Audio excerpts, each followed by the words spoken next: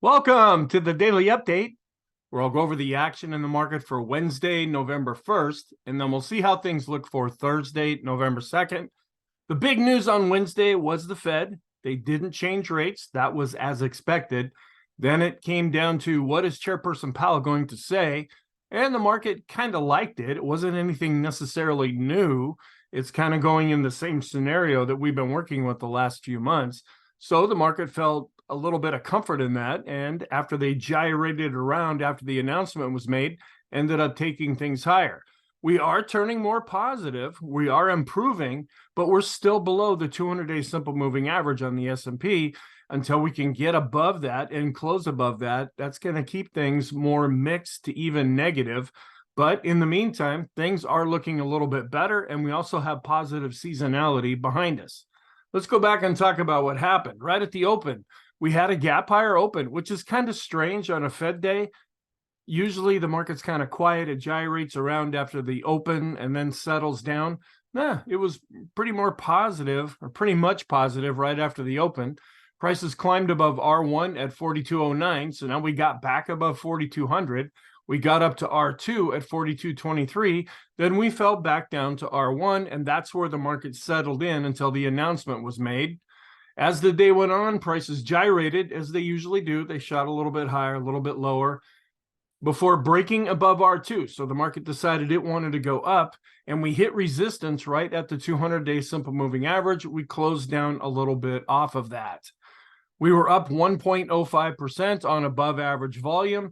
We are showing a lot of improvement technically now, but we still have some overhead resistance to deal with. We also have a whole lot of geopolitical things going on, specifically in Israel.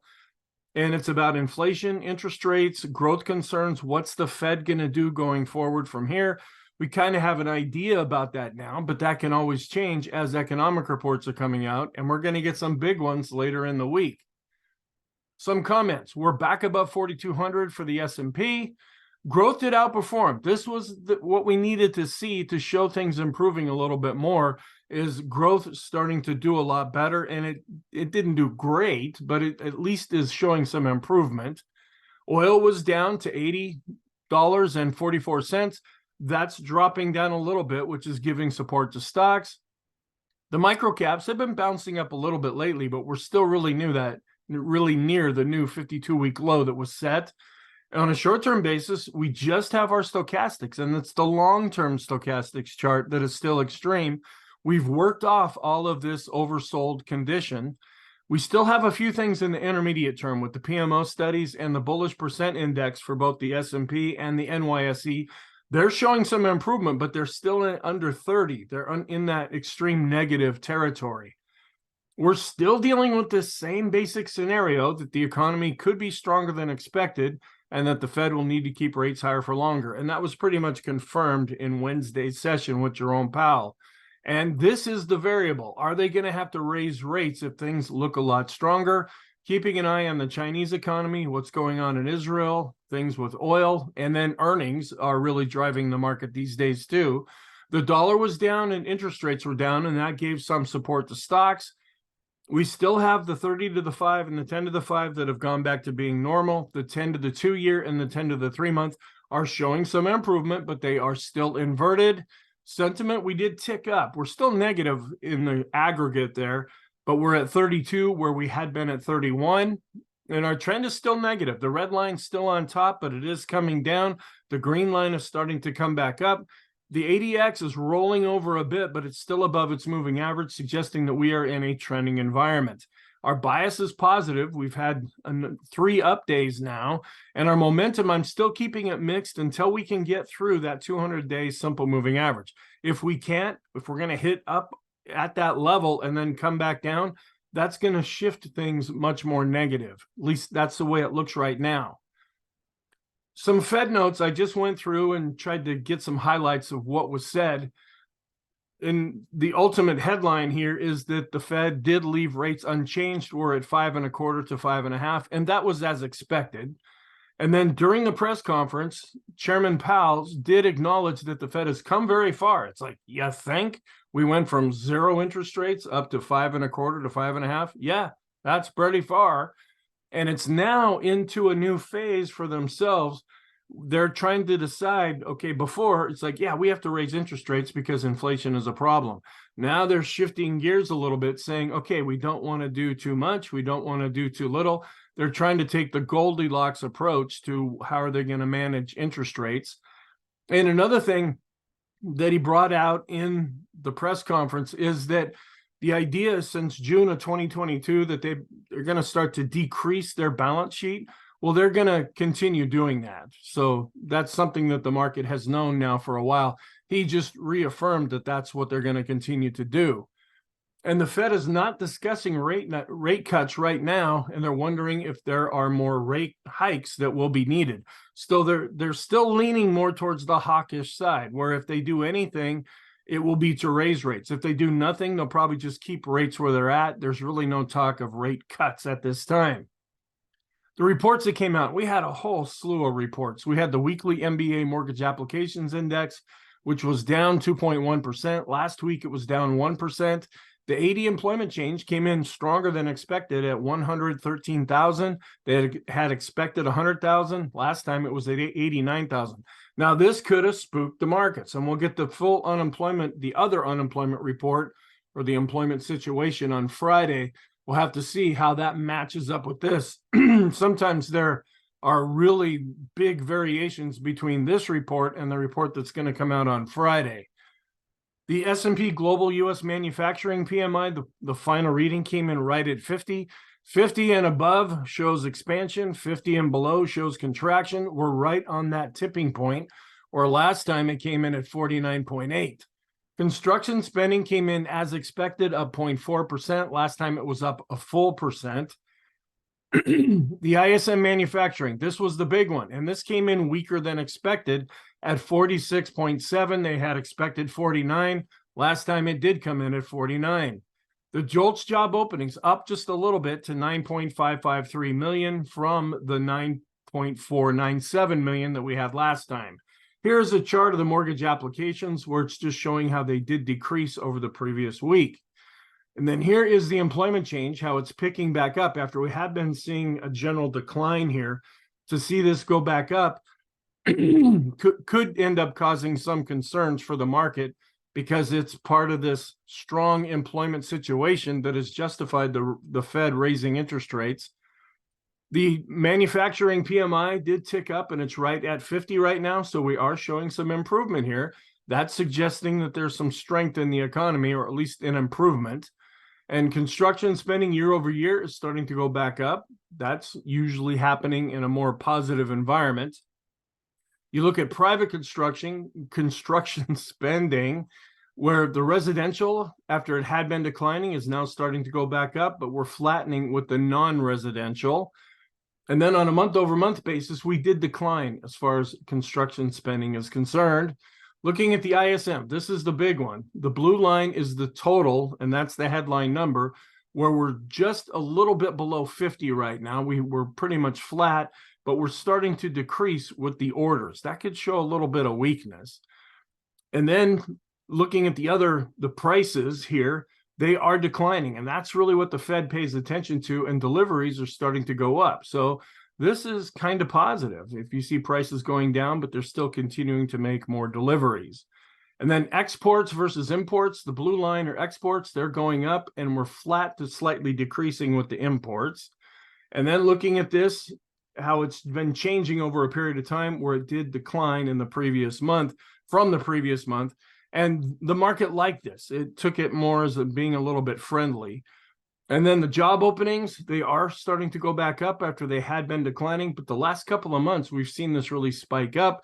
This could suggest there's some strength in the economy. We did fall down with interest rates on the 10-year. We're at 4.79% now, but that's still above the 4.02% that could cause earnings problems for companies. Here's the intraday chart where we actually gapped up to R1 right out of the gate. We made it up to R2, fell back down, and then this is when we started to drift as the market was anticipating the Fed announcement. Right after that, we drifted a little bit higher, then we drifted a little bit lower, and then once the press conference started and the market decided what it really wanted to do, We ended up shooting back above R2. We came right up to the 200-day simple moving average, which is now at 42.43. This recalculates every day, and we fell down just slightly below that. So we're still below this level. We haven't recaptured that, at least yet. This is not as strong as you might have hoped if you're more positive on the market, where both growth and value did go up, but value did outperform growth according to the intraday chart. But when you look at the intraday chart for the S&P, we did see a bounce back up in growth. And so that's turning more positive.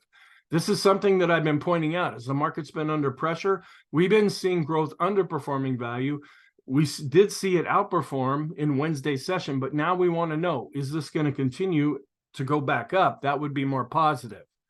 On an end of day basis, though, we're still not really showing a lot of improvement here. We declined as far as the ratio is for the S&P, even though we're still in a longer term uptrend, but we've been chopping sideways for a while. We were starting to break out, and you see how when we do that, the market goes up. When this ratio is going down, that's when the market is under pressure. We're going to need to see this turn and go back up if we want to maintain more of a positive stance. Then looking at discretionary, which was up slightly, but now it's starting to chop sideways after giving us a recent death cross. When we look at the equal weight ETF, where staples have been chopping sideways as well and continue to be in a downtrend. The ratio's hanging in there. It's still in an uptrend, but it has been falling back. We want to see this turn and go back up too, to have things turn more positive. Here's the condition of our trend where the red line's on top, but it's coming down. The ADX is still above the moving average, but it is rolling over, and we're seeing the green line starting to come up. In order for us to turn more positive, we're going to need to see probably the ADX come down and spend a bit of time in a trendless environment, or at least in a weakening trend, and then see what happens if the green line is able to cross above the red line. We're still far away, and this still could take some time for that to actually work out. Here's the short-term chart where we're rolling over with the ADX, but we're still above the moving average. The red line is coming down. The green line is coming up. We're still in a trending environment because we are above 20. And then keeping an eye on the VIX, we did decline in Wednesday's session. Are we going to start to get into this part in November? If you try to match up the dates down here, where often on a historical basis, this is when we see the VIX starting to go down. That is generally positive for stocks. But the Ulcer Index continues to go up, showing what this indicator fear is increasing. But we are dropping when we look at the VIX. We're dropping down to the bottom moving average with the line chart as well as the bar chart. And as we've been going up, volatility is really starting to drop as well. We're well below the moving average with the bar chart and the line chart. But we're still going up here with our VIX to VVIX ratio. This is longer term, and it's going to take a while for this thing to roll back over and go down, and that would turn things more positive. But for right now, it's continuing to go up. The VIX to 3-month average of the VIX moving average is also continuing to go up. We need to see this roll over for that to turn more positive. The VIX to move ratio is showing that as we've been going up, this volatility ratio is starting to come down, but we're still going up with the moving average. And this is actually a change now, where the 5-period equity put call ratio, it came right up to this 0.79 area yesterday. Now it's finally starting to come down, and that could be positive in the short term. If we see this really start to decline, then that'll kick into some of the longer term measurements that we look at and have them start to decline as well to turn things more positive.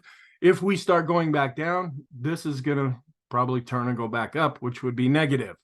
Here's the longer term equity put call ratio. It's continuing to go up. It takes quite a while for this to turn directions.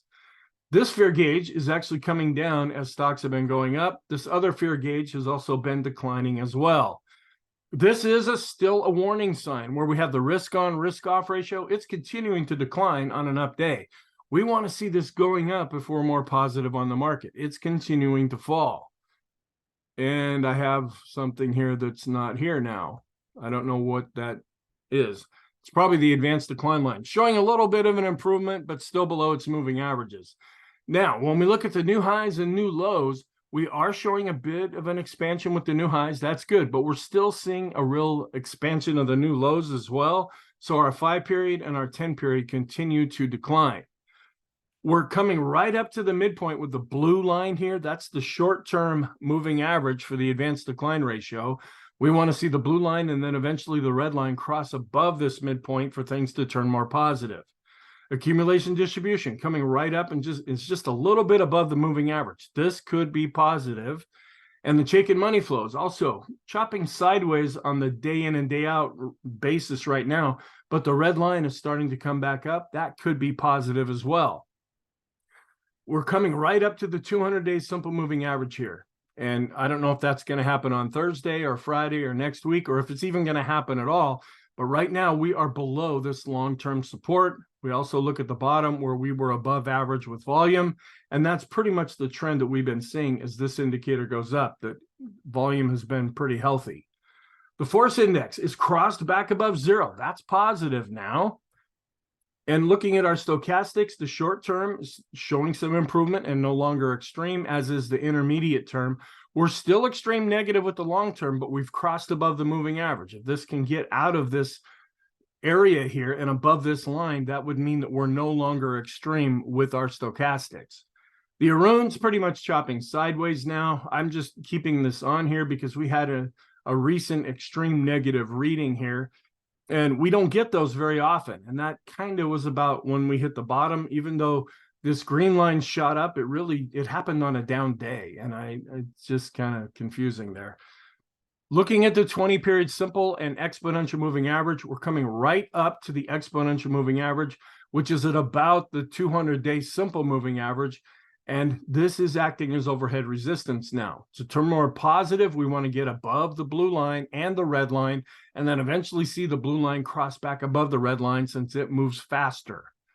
Looking at the 20-period simple moving average of the open, high, low, close, we came right up to this pink area. This is the moving average of the low for the day. And sometimes when we're down below the rainbow and coming back up, this can act as overhead resistance. Keeping an eye on the cumulative NYSE advanced decline line, it is showing some improvement, but we're not back up to the moving average yet. Also showing some improvement with our regular advanced decline line for the NYSE.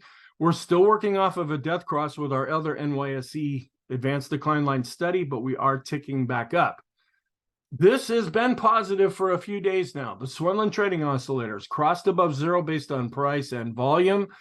And it's been pretty consistent now. So this is picking up some positive things that are happening. We're still in a more pale shade of purple when we look at the go, no-go system.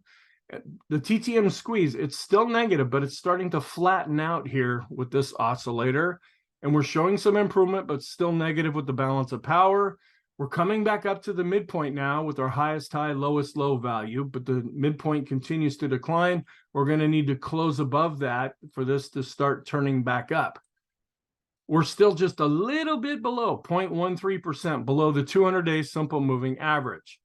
And we're just keeping an eye on this, where we were really coming down. We had what now could be taken as a low, at least in the short term. And now we're starting to bounce up off of that. The vortex is still negative, but the red line is coming down as the green line is going up. The Copic curve continues to be negative. The ease of movement ticking up a little bit, but it's still negative. The BPI, or the bullish percent index, is starting to bounce back up now, but it has not crossed back above 30.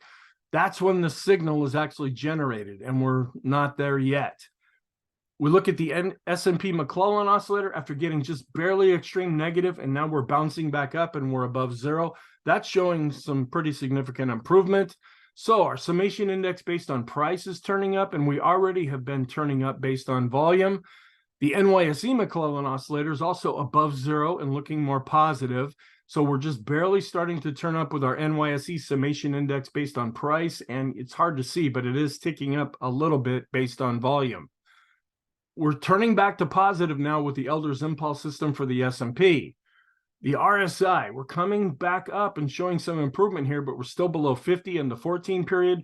We're just a little bit above 50 with the RSI 9. So shorter term, we're seeing things a little more positive than in the intermediate term. On balance volume is ticking back up, but still below a declining moving average.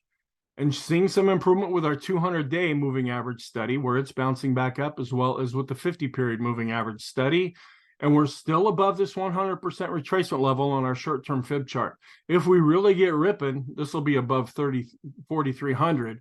We may end up getting up into this area at some point, but we're not there yet. Longer term, we're still above this 50% retracement level for the S&P.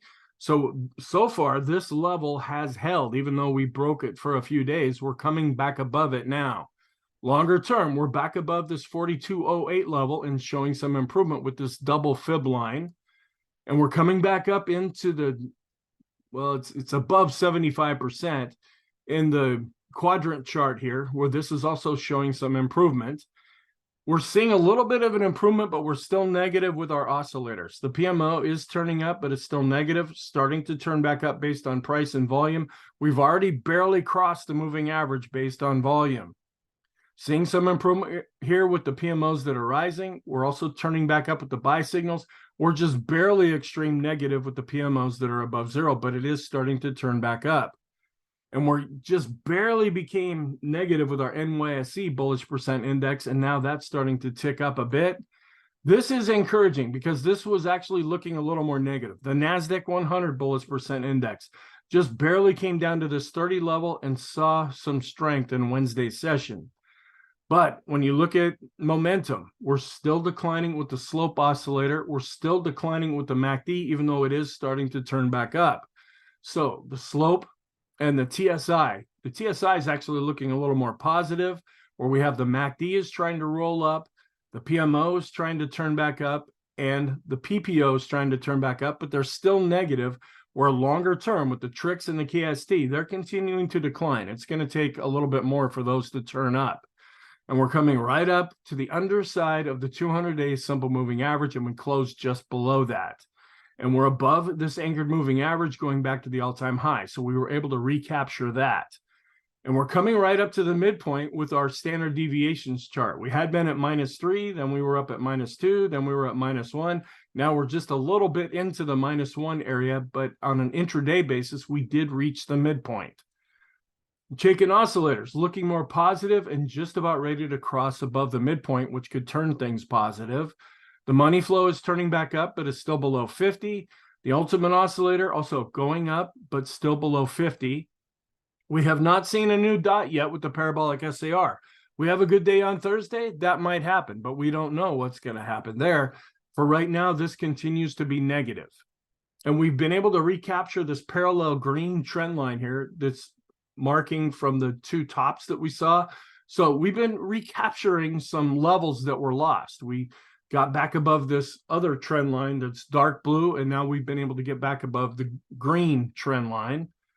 But this is longer term negative. The special K on the daily chart continues to decline. We're seeing some improvement with the Dow, where it had an up day, a little bit of an improvement with the transports, but they're not really catching any fire at this point, and a bit of a tick up with the utilities because interest rates were down. So the transports continue to underperform the Dow, even though they have been ticking back up recently. And the ratio between the transports and the S&P, it actually ticked down a little bit. And we want to see this going up, where lately it has really been going down. That's another warning sign. And the Dow has been outperforming the transports, even though it ticked down just slightly in Wednesday's session. We're still wondering if a new Zohorchak full buy signal will be generated. It hasn't done that yet. It takes a lot for this thing to move. When we look at the Staples to S&P 500 ratio, we had been going up, which is negative. Now we're starting to come down. We want to know, can this continue? When this is going down, that's more positive for the S&P. And with the utilities, the S&P has been going up, and now it's been coming back down. We want to see this turn and go back up if we're going to turn more positive. Now, this is longer term. This is 10 days of the highs and lows for the S&P 500. We're getting back to an extreme negative reading again. We were here just a few days ago, showed some improvement, and now we're right back down to this point again. We use this like an oscillator, so this is giving us an extreme negative reading. When we look at the advanced decline ratio based on 19 periods, we are showing some improvement. We're just about at the midpoint based on price and just a little bit below the midpoint based on volume. We're still very near the 52-week low for the microcaps, even though they have been showing some improvement. We're looking better with the Heiken Ashi. We have a few open candles now. We're still negative with the KEGI, but we are pointing up. And we're turning it back a bit more positive with the Renko, and the 3-line break is starting to turn more positive. We're seeing some improvement with the equal weight index, but it's still really underperforming the S&P weighted index. This ratio continues to go up. And as I usually say, you can take this two ways. Positive, that the big stocks are really holding the market together. Negative, that if you own anything outside of the big stocks, you're probably not having a very good year. The Dow is still below its 200-day moving average. It closed above this pivot point level. The longer we stay below this, the more chance we're going to see a death cross. The diamonds, though, have switched back to positive, and the NASDAQ 100 is just a little bit above this pivot point. It's kind of hard to see, but we did close above that. This was the area that I was watching, even though we did not come down to the 200-day simple moving average. Right in this area is the 200-day exponential moving average. I actually brought up a separate chart and looked at that because I wanted to know, was it using it as support? And kind of, sort of, it just kind of sliced going down and then sliced back again going up. So it really didn't pay attention to that too much. But this is showing some improvement for the NASDAQ 100. We're turning back to positive for the Qs, and we're starting to turn back up with our PPO, the momentum of the NASDAQ 100, but we're still below the trend line, and we're still below zero. We're coming back up above the 61.8% retracement level. So that's positive. And we are closing a little bit above the pivot point for the NASDAQ. It's above its 200-day moving average, but it's still below its 50-period moving average. We're still underneath the 50% retracement for the NASDAQ. If we can get above that and close above that, that would turn things more positive. The small caps, though, even though they bounced up, they're still looking negative, although this pivot level did hold as support. And when we look at the Russell 2000 small caps, we're seeing some improvement with the RSI, still working off of a death cross. We broke below support. The MACD is turning up, but it hasn't crossed above its moving average yet. And we're staying at neutral for the Elders Impulse system for the small caps. The mid caps also had an okay day. They're trying to recover, but we're still working off of a recent death cross here. And we continue to be neutral for the mid caps for the Elders Impulse system. We did see pretty strong movement in the FANG index, but it's still below its 50-day moving average. And we are back above these previous intraday lows that were causing a concern. Now, we could turn real easy and go back down below this, but right now this is showing some improvement. ARC continues to look more negative. It was up, but we just had a recent death cross generated with this. And our longer-term arithmetic scale chart going back to 2009, we're not quite back up to the trend line yet, but showing some improvement. When we look at growth versus value, the Qs to the S&P actually closed above the moving average. We're pretty much flat now with discretionary to the S&P and showing some improvement with large cap growth versus large cap value. So with the large caps, we're back above the moving average, seeing a little bit of an improvement with the mid caps. We're still seeing weakness with the small caps. Our longer period new highs, new lows study is still continuing to drop down below zero. Hit the wrong button there. And we're still below zero with the black line, which is our indicator, which is causing the red line, the moving average, to continue to decline. The stocks above their 50-period moving average for the S&P is showing a little bit of an improvement after we had become kind of extreme negative. Seeing a little bit of an improvement with the mid caps, and they didn't quite get extreme negative. And a little bit of an improvement here with the small caps, and they didn't get extreme negative either. When we look at the broad market range of the new highs, new lows, and take a 5-period moving average, we are ticking back up, but we're still well below zero. The dollar was down slightly, but is still in a longer-term uptrend. The financial sector is still below its 200-day moving average. We've seen a recent death cross here, even though it has been improving. And we're still maintaining price above this support level. If this can hold and they can really move back up, that could help the financial sector really show some improvement. Looking at the yield for the 10-year, where it was down on the day. So price is showing a little bit of an improvement. We're just barely crossing above 50 with the RSI. We did see a nice healthy bar here as price was going back up, but we're working off of a death cross. The MACD is also showing that the shorter term momentum is positive. Here's the 30 to the 5 and the 10 to the 5, which are both above zero. They're no longer inverted. Here's the 10 to the 2-year. It ticked down just a little bit, but it has been improving. However, it's still inverted. The same thing with the 3-month, the 10 to the 3-month. It came down a little bit, but it has been trying to show some improvement lately. And then we're still getting a positive answer when we take the 10-year yield and subtract the German 10-year yield. It ticked down just a little bit, but we have been going up overall. The dollar was down just slightly. The correlation between the two is still quite strong, which could be negative for stocks. I don't have the latest research for November. I have to wait until I get that email. So in the meantime, here's a look at October. So what's our outlook for Thursday? We're still dealing with earnings season. It's going to be all about Apple on Thursday. We're still watching all the geopolitical events that are going on in Israel. They've entered a new phase of the war, and it has a real potential of escalating from what I've been able to read so far. I hope I'm wrong about that. The Bank of England will be meeting on Thursday as well. That could have an impact on the U.S. markets. Our technicals are still negative, but showing some improvement. And I'm saying that we're right at long-term support, even though we're just a little bit below the 200-day simple moving average. We will get weekly jobless claims, productivity, as well as unit labor costs and factory orders. And none of these are really big monster reports, especially when you had the big reports on Wednesday and then the employment report coming out on Friday. And then keeping an eye on the geopolitical events, and this can get hot or cold almost in a moment's notice. Here's the calendar showing on Friday, we will get the employment situation report as well as ISM non-manufacturing. Both of these together are pretty big and pretty influential. Looking at the Stock Traders Almanac statistics for November 2nd, I went through all this up here in yesterday's video, but we tend to be more positive. November, and I forgot to change this. This should say November. Just scratch that out there. But when we look at just November 2nd, we're positive across the board. So we do have seasonality going for the market. We will be on the second trading day of the month, where during a pre-election year, that's the green dashed line. It shows a little bit of improvement here. Historically, it actually looks a little bit stronger.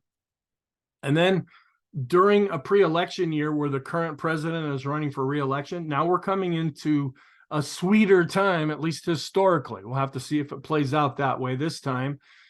And then at the end of October, maybe we have been able to bottom out here and we're coming into more of a positive seasonal time. We're seeing pretty much that same thing for the NASDAQ before we start to chop around as we get further into November. Also, the blue line here is for the S&P, where we tend to see historically some positive time before we flatten out a little bit and then a real nice finish going into the end of November. Doesn't mean that's what's going to happen. It's just this is historically what has happened. Then looking at Bitcoin, where it's starting to shoot back up a little bit. It's getting back up into the 35,000 range now. So our scenarios, we still have to go with the down one. We're seeing a lot of improvement on the charts, and we're at that longer term support of the 200-day simple moving average. But until we can get above that and see some of our charts turn over positive, we're just pretty much speculating at this point. So we're not going with the up scenario. If anything, we go with the down one, and we are in a trending environment. Even though the ADX is showing some weakness, it has not crossed below its moving average yet. The warning signs, the daily special K chart continues to look more decisively negative. The 253 period equity put call ratio is still going up. It's going to take a lot for that to turn. The risk on posture, that's another warning sign on a couple of solid up days that we've seen, and that to go down is kind of a concern. We're still negative on a momentum basis for the S&P and the NASDAQ 100, but we are improving. And we're back below 30 with the bullish percent index with the S&P, but it is starting to bounce back up. And the Vortex, as well as the parabolic SAR charts, continue to be negative. Our longer-term new high, new low study continues to be negative. The Russell, the small caps, and the mid caps are still working off of recent death crosses. The financial sector is also working off of a recent death cross. Positive signs. We have one more thing to add here. The 5-period equity put call ratio is back to going down. That is positive for the market. And small and mid cap growth, even though it's chopping sideways, it's still hanging in there for right now. So our conclusion, we're still negative, but we're showing improvement, and we're at long-term support. In the short term, we're negative, but showing some improvement. Intermediate term, we're negative and also improving and at support. We're still negative in the long term because we have not closed back above the 200-day simple moving average. Thank you. I really hope you found this helpful. I hope you have a really good day, and I will talk to you in the next video.